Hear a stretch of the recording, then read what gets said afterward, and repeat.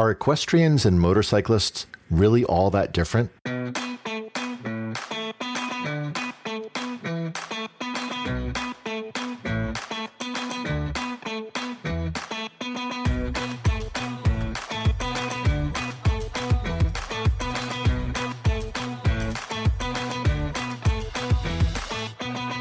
Welcome to the Throttle and Roast podcast. I'm your host, Niels Meersschaert.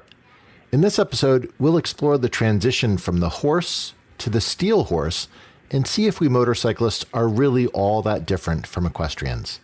So let me start by explaining a little bit of, I do have a bit of a personal connection to horses. And this came from really when I was a very young child. My grandmother actually had a horse farm in Maryland. So I grew up seeing and even riding horses from a young age. And where I live today, we have a number of horse trails running through a lot of the properties around here. So even just as I'm looking out the window from where I'm recording this, I can actually see horses running through the trails, more typically in the spring and the fall. It's covered in snow right now, so I'm not going to see any horses right now. But in the spring and the fall, I typically do see them a lot. In the summer, it can get quite hot, and therefore the horses won't be out. But I would say I do see them quite often. But the reality is that I've not ridden horses since I was around 10. And since that time, I've really only ridden horses maybe twice, with many years separating each of those times riding. So I certainly wouldn't call myself an equestrian, but I do consider myself a motorcyclist. But I do have an affinity and an appreciation for horseback riding. And my history, if you think of it, really isn't all that different than many others. While many of us now rely on cars or even motorcycles to get around, before the 20th century, the horse was the primary method of transport for thousands of years. And if we look back in history, the best definitive evidence with both art and written documentation suggests that horses were ridden as early as 2000 to 1500 BC. But there is some strong evidence that suggests that there was an even earlier form of horseback riding in the Copper Age, around 3600 to 3100 BC in Kazakhstan. And some evidence, although not very clear, suggests that it could have been as early as 10,000 BC. So no matter which date we use, people have been riding horses for a long time. So I want to get into some of the things that I think create some similarities between horse riding and motorcycle riding. Some of the earliest control mechanisms for horses included things like nose bands, the hackamore, a martingale, but more generically, it's the bit, the bridle, and the reins are often used to control the horse. And if you think of this, the reins are sort of like the handlebars of a motorcycle. And when you start to think of some of the riding similarities, while you can drive a horse if you're in a cart or a chariot, if you're directly sitting on it, you're riding it. And the same goes for motorcycles. You ride a motorcycle. Even though there are some non-riders who will sometimes say, I didn't know that you know how to drive a motorcycle.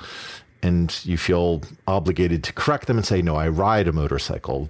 The other thing is horses can sense your tension, and therefore having a relaxed approach to the controls or the reins typically will result in a smoother ride. Same thing goes on a motorcycle. If you're gripping super tight, you're going to have all these wobbles, and every bump in the road is going to be over amplified because you have that monster grip onto the handlebars. The other thing that we want to do on both a horse and on a motorcycle is look ahead. Don't stare down right in front of the front wheel or right in front of the horse, because it's going to give you that lack of control. You want to get that head up, look far out. Now, the other thing, and this is probably the most clear overlap, if you will, between horses and motorcycles, is really our riding position, in that we are straddling the bike much like a rider straddles a horse. And while we have pegs or floorboards, a horse will have stirrups, and both of these are used for control. Now, if you're on a cruiser, you may not be used to using your feet for control other than hitting the brake and shifting the gears. What I mean by control is actually adjusting the weight on the bike. So on most motorcycles where you'll have mid controls or even rear sets, you're using your feet to accentuate some of the control on the bike. And this is the same thing that you'll do when riding a horse. Now, of course, riding a horse is not exactly the same as riding a motorcycle. A horse is, of course, a living creature with its own mind that may ignore some of the commands that you're giving to it. Now, while we may anthropomorphize our motorcycles and think of the engine vibration as having a similarity to the movement of a horse below us, a bike will pretty much do exactly as we ask it to. Horses, especially from those that haven't been fully trained, can have that mind of their own and may just be like, whatever, I'm not going to pay any attention to what you're suggesting on the controls. So they're not going to be exactly the same. And in fact, if you look at a lot of the expenses for horses, they'll often be far, far more expensive than a motorcycle. So there's absolutely a difference. You do need to put your feet down to steady the bike, whereas the horse will maintain its position. Now, another area where you're going to see a similarity between motorcycles and horses is that there's actually a tremendous amount of variation. There's not just a single style of horses or a single style of motorcycles. So within the horse culture, you're going to have things like dressage, you're going to have cross-country rides, you're going to have paces, and the related fox hunting. You'll have show jumping, horse racing, and of course you have working horses. And originally these might have been driven to pull a cart or a chariot. People often think of the famous Clydesdales pulling the Budweiser cart with all of the beer in it. But of course now they're mostly used for ranches, for controlling other livestock. You also have some styles of riding. So there's English or classic riding, and this will typically have a flat saddle, and usually both hands are on the reins. Whereas in the United States, Western riding is actually the more common, and this is derived from cattle working.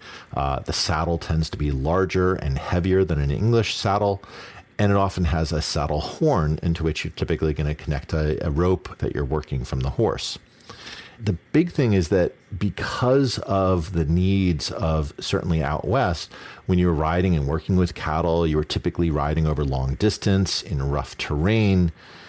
This is why those type of saddles were built. And so if you think of it with this demand of riding in rough terrain, having that longer distance, it's really almost like the essentials of what an ADV bike is today, or an adventure bike, really is that cowboy aspect of that horse. The other thing to think of is certainly in Western riding is that the rider attire typically has denim jeans and boots, which isn't all that different than the typical cruiser style of riding would be. So there's a lot of overlap into there. And when we think of motorcycles, of course, you have some of the styles that I just alluded to. So you'll have that cruiser style, you'll have that adventure style, you'll have sport bikes, show bikes. So there's going to be a lot of variation into motorcycle styles, just like there are in horses. And not to beat a dead horse, but there are more connections between motorcycles and horses, especially if you look at some of the common words. We always say that you ride both motorcycles and horses. We sit on a saddle, and after a crash, we may need to get back in the saddle. If you're really looking to get out on that ride, I know for me, I've been sitting here in the winter weeks now, and we've had essentially snow every few days. So the roads have never gotten clear enough in more than a month at this point. So it's really frustrating.